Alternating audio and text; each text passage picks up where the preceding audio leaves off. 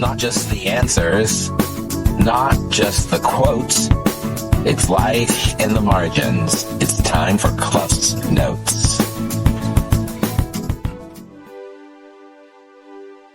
All right, welcome back to day 2 of week 6.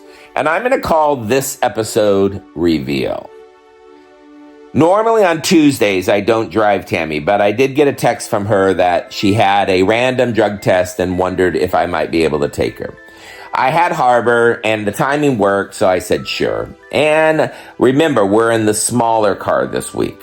The Pathfinder is up in Michigan, and so we're in the Honda. So when Tammy gets in the car, I laughed and I said I wanted to stay far away from the house because I didn't want them to see if I waved to you from the cameras. And she laughs, and we were kind of making light of what we were talking about the previous day, about her feeling of this overwhelming sense of surveillance that her parole officer had even said she should probably consider going to a different setting, that was not ideal. But if Monday was about surveillance, Tuesday was about reveal. That's what kept surfacing.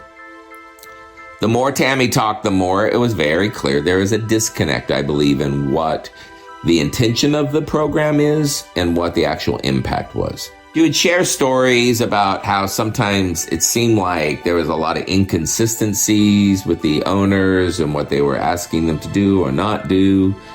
She was talking about even that there was an inspection, and she knows that there's not supposed to be bunk beds in her room, but those haven't changed.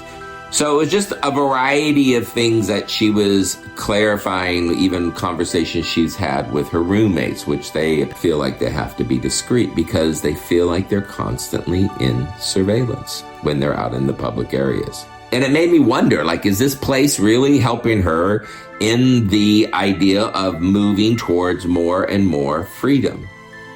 Or is just this maybe a little more polite version of confinement? So these questions just kept turning up in my head, and it just kept reminding me also of education. So I thought about our system. The last school I was at, I would get students that would come to my campus who were not successful in a regular ed classroom because of their behavior. So they would come to our campus and we would try to give them skills and resources and help them with emotional strategies so that their goal was they would go back to their school and be with their peeps and not be in this restrictive environment forever. And we had students that were highly successful when the right supports were there.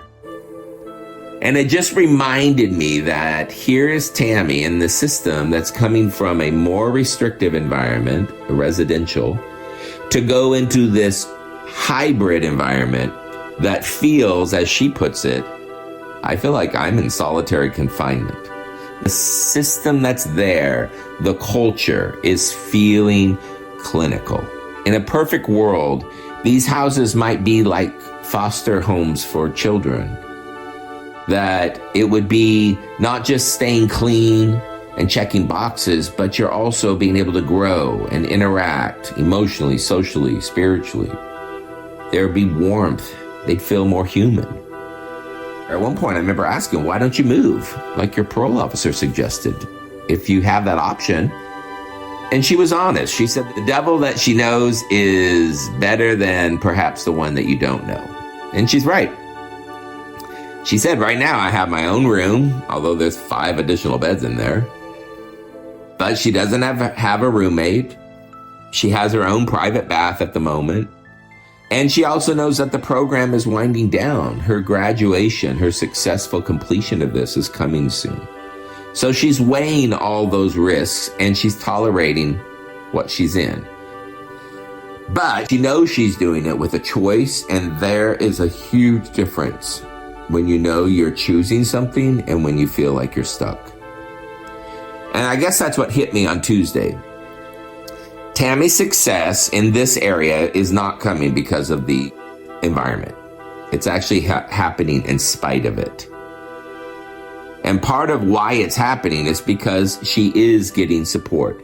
She's getting support from her sons. She's getting support from her roommates. She's getting support from her parole officer, and she's even getting support from her driver. Sometimes we just need someone to remind us that we're not crazy, that what's happening does not feel normal because it isn't normal.